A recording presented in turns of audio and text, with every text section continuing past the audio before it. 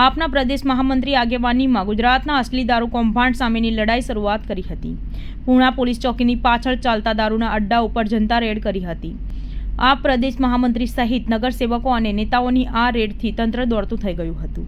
આ તબક્કે રાકેશ હિરપરાએ કહ્યું હતું કે ભાજપે દિલ્હીમાં ફર્જી દારૂ કૌભાંડમાં ઈમાનદાર અરવિંદ કેજરીવાલની અનૈતિક ધરપકડ કરી તો લીધી, પણ ગુજરાતમાં ઠેર ઠેર દારૂના અડ્ડાઓ ક્યારે બંધ કરાવશે?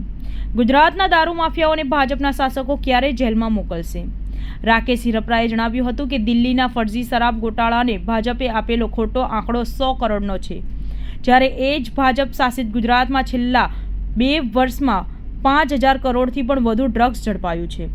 તેમણે ગુજરાતના તમામ નાગરિકોને અપીલ કરી છે કે ગુજરાતના તમામ વિસ્તારોમાંથી લોકો દારૂના અડ્ડાને ઉજાગર કરે। નમસ્કાર, હું રાકેશ હિરપરા, પ્રદેશ મહામંત્રી આમ આદમી પાર્ટી ગુજરાત। આજ રોજ અહીંયા તમે જોઈ શકો છો, આમ આદમી પાર્ટીના વિરોધ પક્ષના નેતા પાયલબેન સાકરિયા, ધર્મેશભાઈ, મહેશભાઈ, કુંદનબેન, વિપુલભાઈ વગેરે તમામ નગરસેવકો અને આમ આદમી પાર્ટીના સુરતના શીર્ષ નેતૃત્વ સહિત તમામ લોકો અમે આજે આ પૂણા ગામ પોલીસ ચોકીની પાછળ દારૂના અડ્ડા ચાલી રહેલા દારૂના અડ્ડા ઉપર જનતા રેડ કરવા માટે આવ્યા છીએ। શા માટે આવ્યા છીએ? કારણ કે એક બાજુ ભાજપના શાસકો દિલ્હીના ખોટા ગોટાળાને નેશનલ મીડિયામાં ચગાવે છે અને દિલ્હીના ઈમાનદાર અને શિક્ષિત મુખ્યમંત્રીને તથાકથિત ખોટા બનાવટી નકલી ઉભા કરેલા 100 કરોડના દારૂના ગોટાળાને ખાતર જેલમાં નાખી દીધા છે। અને અહીંયા ગુજરાતના ખૂણે ખૂણે ચાલતા ભાજપના નેતાઓની રહેમ નજર હેઠળ ચાલતા દારૂના અડ્ડા બાબતે એમને કશું નથી કહેવાનું।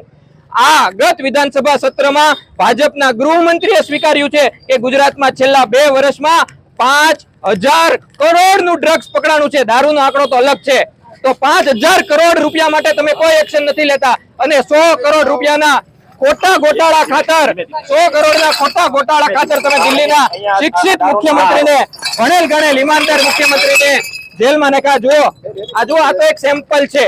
અમે ગુજરાતના નાગરિકોને આહવાન કરીએ છીએ કે જાગૃત થાવ। આ નેતાઓ આ યુવાનોની રગોમાં નસોમાં દારૂ અને ડ્રગ્સ ઘુસાડવા માંગે છે। આપણા ગાંધીના ગુજરાતને, શ્રી કૃષ્ણના ગુજરાતને, નરસિંહ મહેતાના ગુજરાતને દારૂ અને ડ્રગ્સનો અડ્ડો નથી બનવા દેવું। માટે જાગો અને જે વિસ્તારમાં દારૂના અડ્ડા ચાલતા હોય એને ઉજાગર કરો।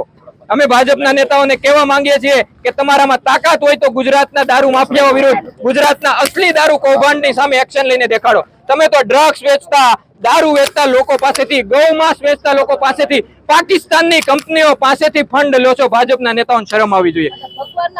અને બીજું તમે જુઓ, ધર્મના ઓઠા હેઠળ, હનુમાન દાદાના નામ હેઠળ, ભગવાન રામના નામ હેઠળ દારૂનો વેપાર કરે છે। દારૂ પીતા હોય ને આ ગરીબ આસપાસના લોકોને દારૂના રવાડે ચડાઈ દીધા છે। એની પાસે ખાવાના પૈસા નથી ને આના ઘરમાં 2 AC લાગેલ છે, આ દારૂ વેચતા હોય ને એના તો, અને કેમેરા લાગેલ છે જેથી કરીને એમને સંરક્ષણ મળે। માટે આજે અમે તમામ જોઈ શકો છો, અમારા તમામ નગરસેવકો શીર્ષ નેતૃત્વ સાથે આજે શરૂઆત કરી છે। આવનારા દિવસોમાં અમે ગુજરાતના નાકે ગુજરાતના ખૂણે ખૂણે ચાલતા એક દારૂના અડ્ડા ઉપર જનતા રેડ કરવાના છીએ। ભાજપને જાગી જવું હોય તો જાગી જાય, માજી બુટલેગરને જાગી જવું હોય તો જાગી જાય।